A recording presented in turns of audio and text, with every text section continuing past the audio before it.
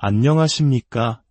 하나님의 은혜와 평강이 당신의 삶에 가득하기를 기도합니다.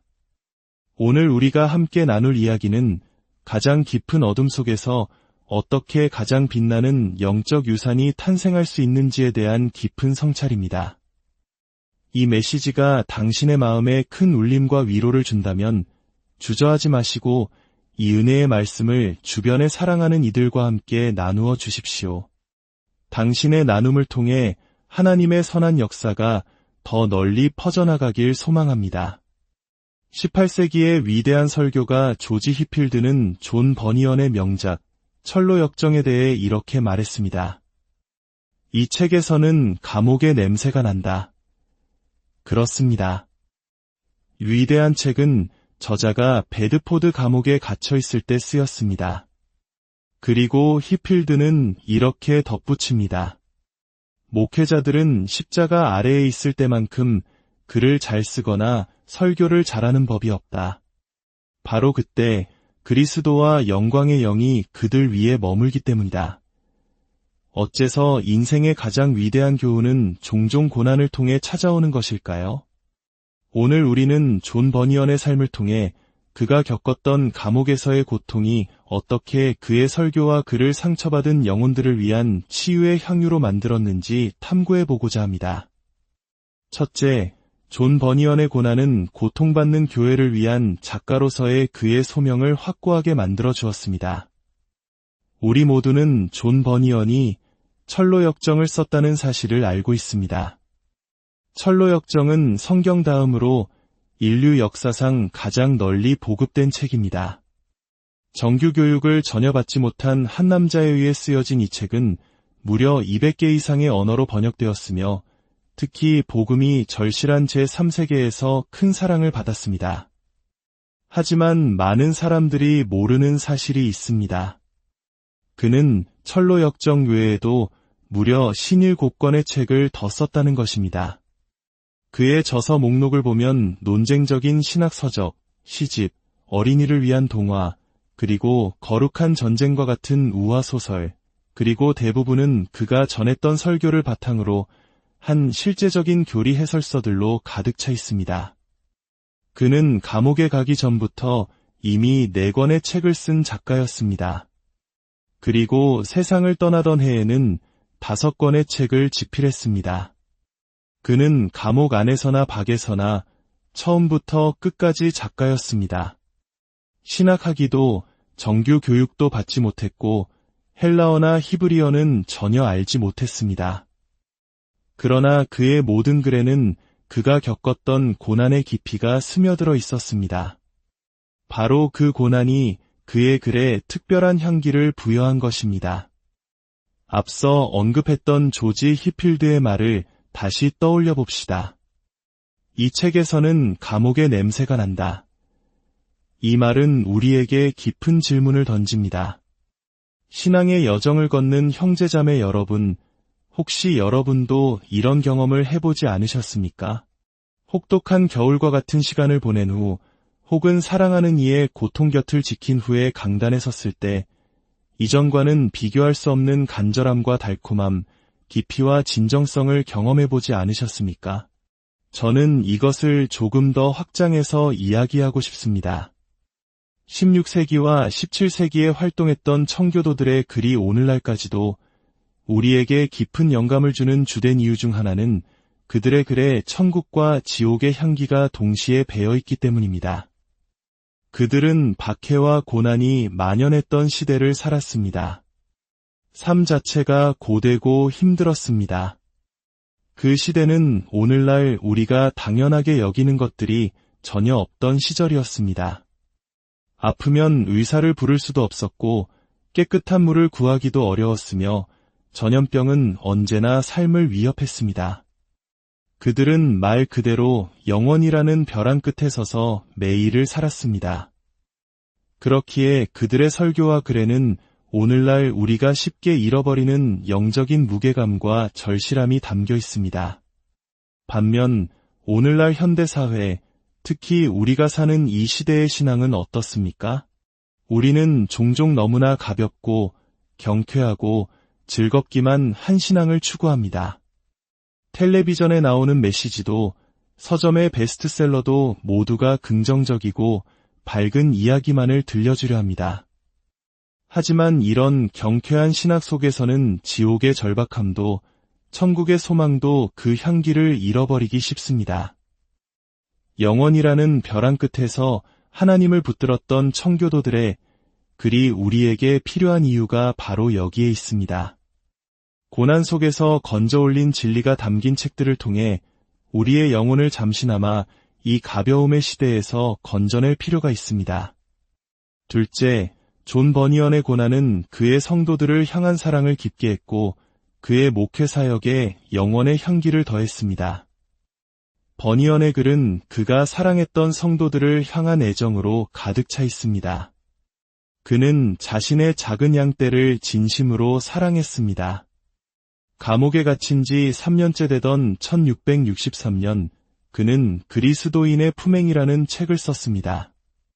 그는 그 책의 마지막을 이렇게 마무리합니다. 사랑하는 성도들이여, 내가 죽기 전에 몇 자 적습니다. 그는 당시 자신이 감옥에서 살아서 나가지 못할 것이라고 굳게 믿었습니다. 그 시대를 오해해서는 안 됩니다. 물론 그는 감옥에서 고문을 당하지는 않았습니다. 작은 수공예품을 만들어 가족의 생계를 도울 수도 있었고 방문객을 맞이할 수도 있었습니다. 하지만 그렇다고 해서 그의 상황을 가볍게 여겨서도 안 됩니다. 당시 영국에서는 왕의 권력에 의해 사람들이 언제든 참수당할 수 있었던 시대였습니다. 감옥 문이 언제 열려 자신을 처형장으로 끌고 갈지 아무도 알 수 없었습니다. 그는 매일 죽음의 그림자와 함께 살았던 것입니다. 그는 자신의 성도들에게 이렇게 편지를 썼습니다. 내가 죽기 전에 여러분을 믿음과 거룩함으로 이끌기 위해 이 글을 씁니다. 왜냐하면 나는 여러분 모두가 주 예수를 믿고 서로 사랑하는 모든 이들을 위해 예비된 생명을 얻기를 간절히 바라기 때문입니다. 내가 죽으면 나의 모든 수고를 그치고 낙원에서 쉬게 될 것을 은혜로 확신하지만 여러분에게 선을 행할 수 있는 곳은 저 천국이 아니라 바로 이곳, 이 땅이기 때문입니다. 그는 자신의 고난 속에서 책을 썼고 그 책들을 통해 감옥 밖의 성도들을 돌보았습니다. 그는 옥중 생활 중반에 이렇게 고백하기도 했습니다. 나는 주님 앞에 종종 이렇게 아뢰었습니다. 만일 내가 저들 눈앞에서 당장 목매달리는 것이 저들의 영혼을 깨우고 진리 안에 굳게 세우는 길이 된다면 나는 기꺼이 그리하겠습니다. 버니언은 목회자라는 직분을 영광스럽게 여겼습니다. 그의 사역에 대한 열정은 그의 고난 속에서 더욱 뜨겁게 타올랐습니다. 사랑하는 성도 여러분, 누군가를 진정으로 사랑하는 마음은 고난의 산물입니다. 어쩌면 우리는 너무 고난 없이 살아가는지도 모릅니다. 우리는 즐거움을 사랑하는 민족입니다. 하지만 아무리 쾌활하고 낙천적인 사람이라 할지라도 의사로부터 암 선고를 받는 순간 혹은 사랑하는 자녀가 시력을 잃었다는 소식을 듣는 순간 우리는 더 이상 가볍고 경쾌한 위로를 찾지 않습니다. 우리는 슬픔의 사람이여 고통을 아는 분을 찾게 됩니다. 우리와 함께 울어줄 수 있는 고통의 깊이를 이해하는 사람을 찾게 됩니다.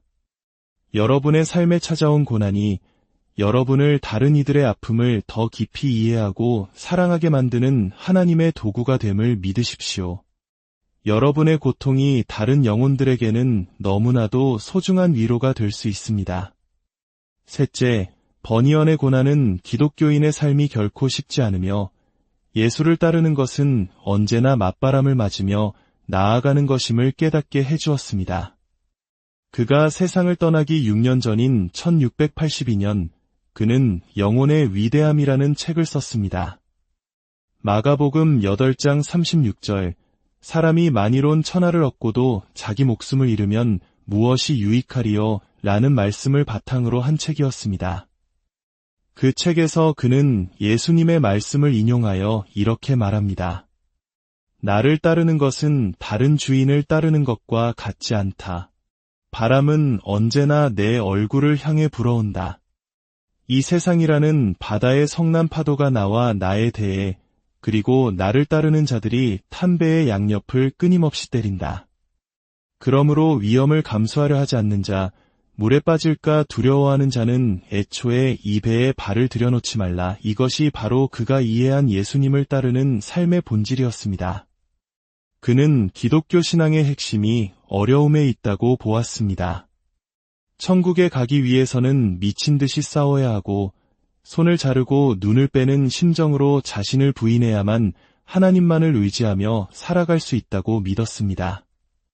17세기에 하나님만을 의지하며 사는 것이 그토록 어려웠다면 오늘날 우리가 사는 이 시대에 천국에 들어가는 것이 얼마나 더 어려울지 생각해 보십시오. 성경은 부자가 천국에 들어가는 것이 어렵다고 말씀합니다. 오늘날 이 시대를 사는 우리 모두는 예외 없이 부유합니다. 지난달 월세 걱정을 했더라도 마찬가지입니다. 우리는 역사상 그 어느 때보다 풍요로운 시대를 살고 있습니다. 옷장에는 몇 벌의 외투가 걸려 있습니까? 신발은 몇 켤레나 가지고 있습니까? 우리는 온갖 종류의 전자기기를 사용하고 깨끗한 물과 전기를 마음껏 쓰며 냉장고에 음식을 가득 채워놓고 살아갑니다. 이 모든 편안함이 우리의 영적인 감각을 얼마나 무디게 만들고 있는지 모릅니다. 우리가 진정으로 무엇을 의지하며 살고 있는지는 그것이 사라지기 전까지는 알 수 없습니다. 고린도후서 1장 9절에서 사도 바울은 이는 우리로 자기를 의지하지 말고 오직 죽은 자를 다시 살리시는 하나님만 의지하게 하심이라고 고백합니다. 하나님은 때로 우리에게서 모든 것을 가져가심으로써 우리가 부활의 소망이신 하나님 한 분만을 붙들게 하십니다. 버니어는 그의 마지막 해에 상한 심령의 탁월함이라는 제목의 책을 썼습니다. 시편 신한편을 바탕으로 한 이 책에서 그는 이렇게 말합니다. 회심이란 어떤 이들이 생각하는 것처럼 순탄하고 쉬운 과정이 아니다. 그것은 상처를 내는 작업이다. 마음을 부수는 일이다. 상처 없이는 구원도 없다. 나뭇가지를 접붙일 때를 생각해보라. 반드시 칼로 상처를 내야만 새 가지를 그 안에 심을 수 있다. 겉에다 대고 끈으로 묶어놓는 것은 아무 소용이 없다.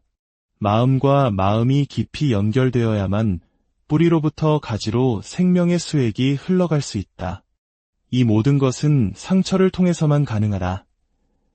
혹시 우리 주변에 열매 없는 신자들이 많은 이유가 진정한 상처와 깨어짐 없이 너무나 쉽고 빠른 결단과 기도로 신앙생활을 시작했기 때문은 아닐까요?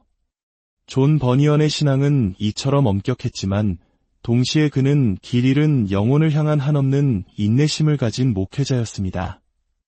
그는 더디게 나아오는 연약한 영혼을 향해 이렇게 아름다운 비유로 격려했습니다. 그리스도께 나아오는 자가 언제나 자신이 원하는 속도로 빨리 나아갈 수 있는 것은 아니다. 불쌍하고 연약한 영혼이여, 그대는 마치 전속력으로 달리고 싶지만 말이 터벅터벅 걷기만 하는 기수와 같구나. 그의 마음의 소원은 그가 탄 둔한 말의 느린 걸음걸이로 판단해서는 안 된다.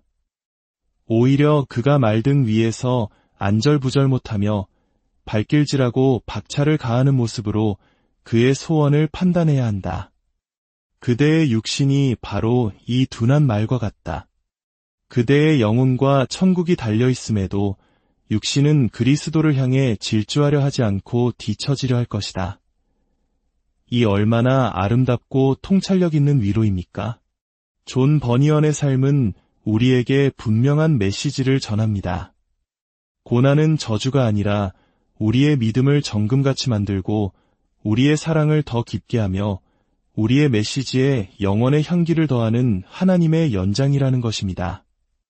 우리가 겪는 고통은 우리를 부수기 위함이 아니라 우리를 통해 하나님의 영광이 드러나게 하기 위함입니다. 사랑하는 여러분, 지금 어떤 어려움 가운데 계십니까? 어떤 고난의 시간을 통과하고 계십니까? 기억하십시오. 하나님께서는 그 모든 순간을 통해 당신을 빚고 계십니다. 당신의 고난이 당신을 더욱 하나님께 가까이 이끌고 다른 이들을 위로할 수 있는 깊고 따뜻한 사람으로 만들어가는 축복의 통로가 되기를 간절히 기도합니다. 주님의 이름으로